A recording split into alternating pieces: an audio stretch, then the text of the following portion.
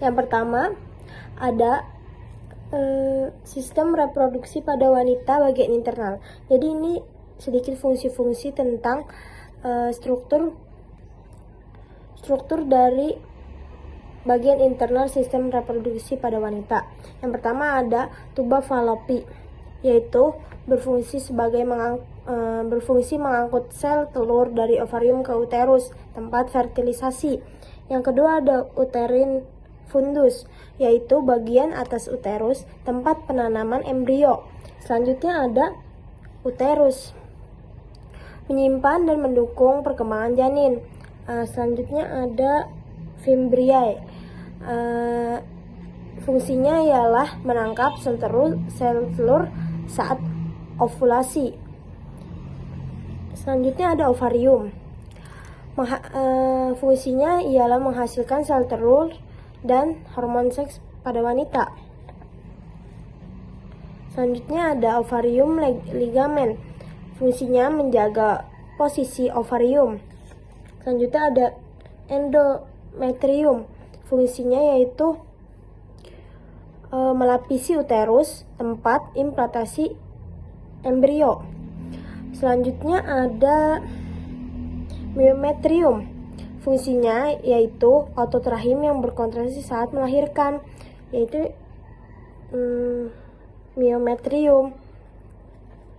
Selanjutnya ada cervical canal, yaitu jalur untuk sperma dan menstruasi.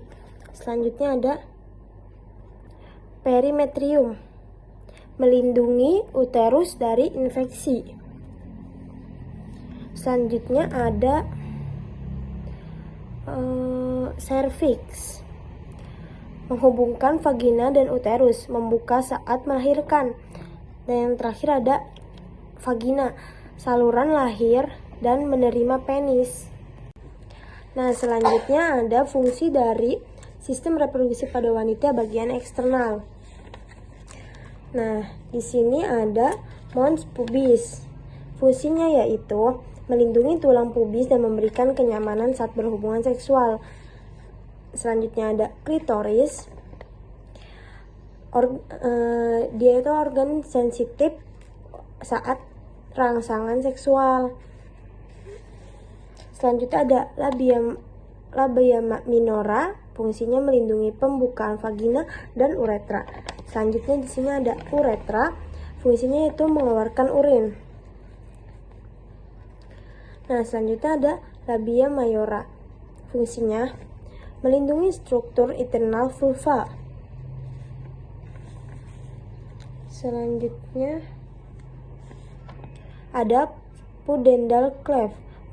Fungsinya melindungi struktur internal, peningkatan sensitivitas,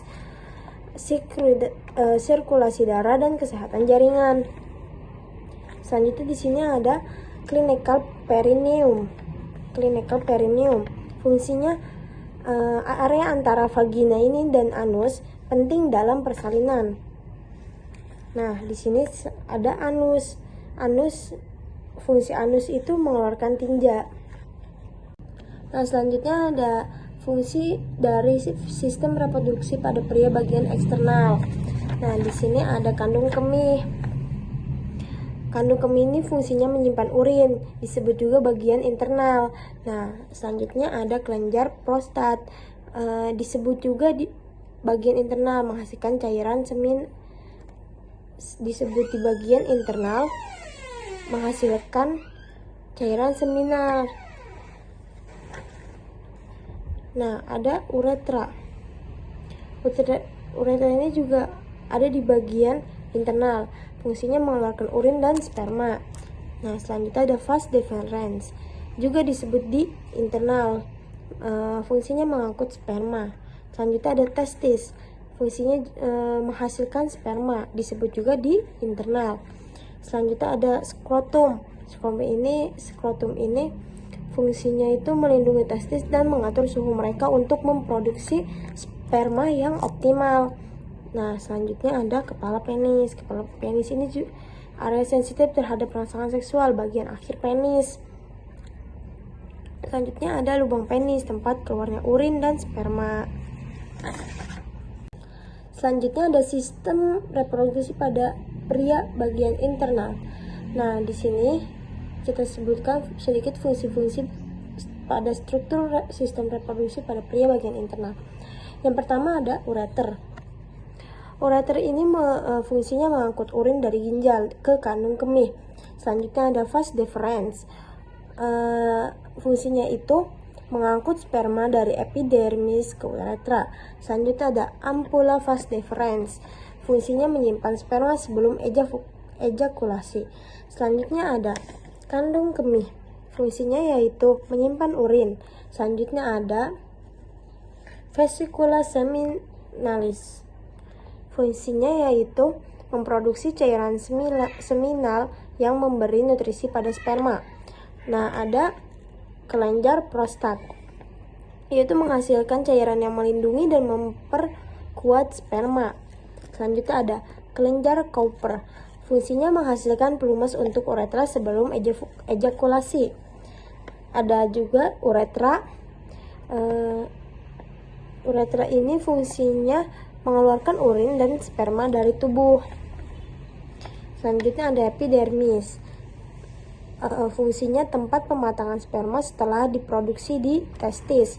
Selanjutnya ada jaringan erektil. Fungsinya yaitu memungkinkan ereksi saat terangsang seksual. Nah, selanjutnya ada testis di sini. Menghasilkan sperma dan hormon testosteron.